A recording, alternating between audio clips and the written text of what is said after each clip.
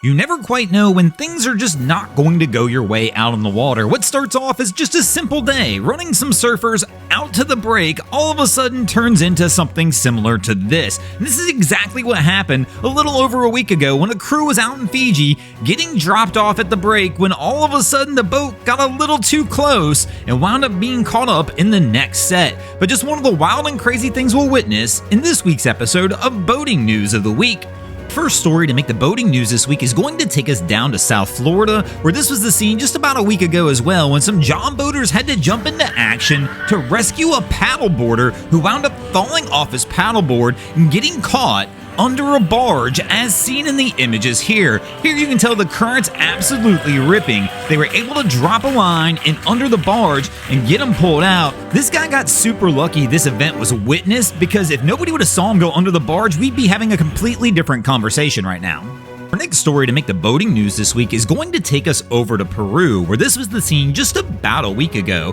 when an Evergreen vessel, the Ever Lunar, was waiting in the harbor to come into port when all of a sudden a rogue wave wound up hitting the vessel and causing the ship to lose over 50 containers overboard. The incident actually wound up closing the port due to the heavy fog at the time of the incident, meaning that other vessels in the area were unable to actually see the containers in the water. But here you can see the debris field left by the vessel being hit by the rogue wave. At this time, it is under investigation to try and determine exactly what happened in this situation, but this all circled around an earthquake warning that triggered in Russia a possible tsunami warning to several other areas around the globe, including this area here. Now, it's not been 100% determined that the tsunami warning and this event are linked together, but it is kind of ironic that it all happened at the same time. But this was not the only Evergreen vessel to wind up experiencing issues this past week,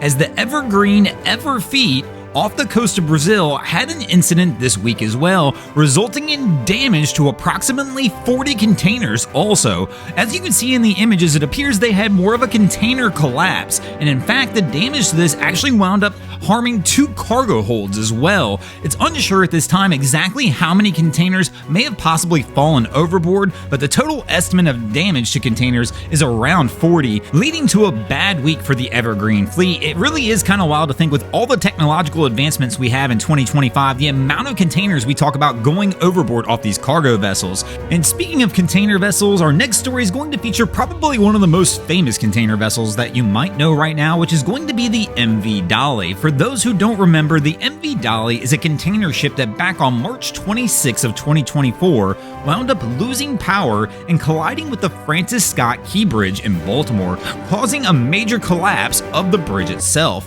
Well, according to court filings this week, Grace Ocean Private and Synergy Marine Pte. Limited, the owner of the Dolly, have filed lawsuit against one of the companies that assisted in building the ship a little over 10 years ago. The company is suing Hyundai Heavy Industries, and they're claiming as a result of a defectively designed switchboard that Hyundai installed, the vessel suffered the power outage that led into the collision between the vessel, the Dolly, and the Francis Scott Key Bridge. According to the court filings, the owner of the vessel contends that a switchboard that was installed by Hyundai Heavy Industries was defectively designed in a manner that the wiring connections were not secure, and the company claims that the defect caused the switchboard and the vessel to be unreasonably dangerous when it left Hyundai Heavy Industries' control, which is actually a very key factor in maritime law to actually be able to sue Hyundai over this incident. So they must be able to prove that it left Hyundai's possession in a dangerous manner in order for them to successfully be able to pull this lawsuit off,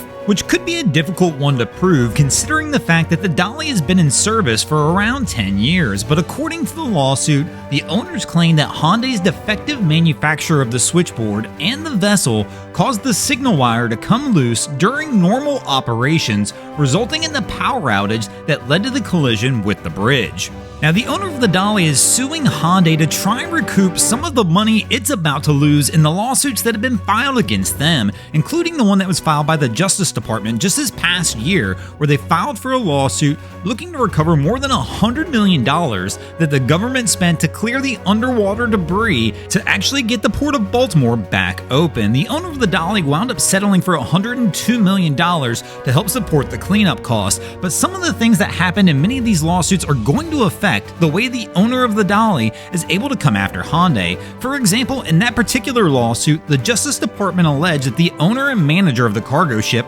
recklessly cut corners and ignored known electrical problems on board the vessel. In particular, the Justice Department accused the ship owner for failing to address excessive vibrations that were causing the electrical problems. So there were obvious issues on board the Dolly at the time of the incident. In fact, the National Transportation Safety Board said in its preliminary report that it filed last year, the Dolly actually experienced a total electrical blackout approximately 10 hours before leaving the Baltimore port, and obviously experienced it again just as it collided with the bridge. But even with that blackout from 10 hours earlier in the day, the crew opted to leave the Port of Baltimore without actually figuring out exactly what caused that blackout 10 hours earlier, and obviously without 100% addressing the situation and trying to correct or remedy it before leaving the port, and thus causing the vessel to have the same thing happen over 10 hours later when it wound up colliding with the bridge.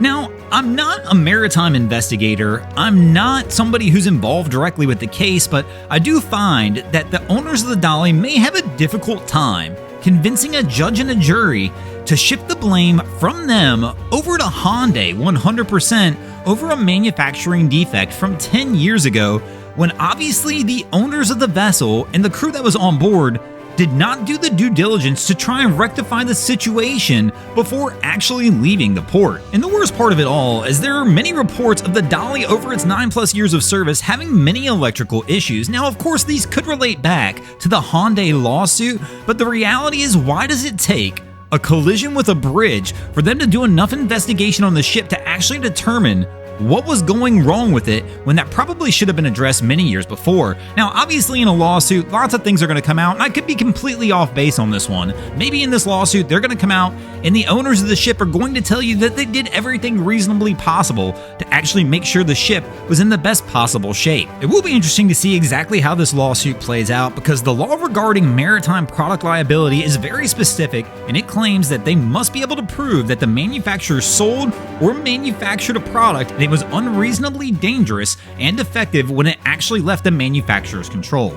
Our next story to make the boating news this week is going to take us up north and over to Lake Erie, where this was the scene just about a week ago when crew members from a Detroit-based Coast Guard helicopter crew wound up rescuing 3 people off of Middle Bass Island in Ontario. The Coast Guard received its initial notification claiming that around midnight, a 29-foot sailing vessel had ran aground in Lake Erie with 3 people on board. The Coast Guard quickly issued an urgent marine information broadcast, seeing if anybody was in the area and could try and check out the situation. A helicopter crew was dispatched as well and arrived on the scene. They deployed a rescue swimmer who assessed the situation, and all 3 people appeared to be in stable condition. So the Coast Guard crew continued with hoisting all 3 people without injury successfully from the island. Crews are working on a salvage plan to try and salvage the 29-foot sailing vessel at this time. Thanks for watching, crew. Hope you enjoyed this week's episode of Boating News of the Week. If you ever see anything crazy happening out on your waterways, be sure to hit us up on Facebook or Instagram and let us know, and you might see your stories over here. And if you guys haven't already, go ahead and drop an anchor on the subscribe button.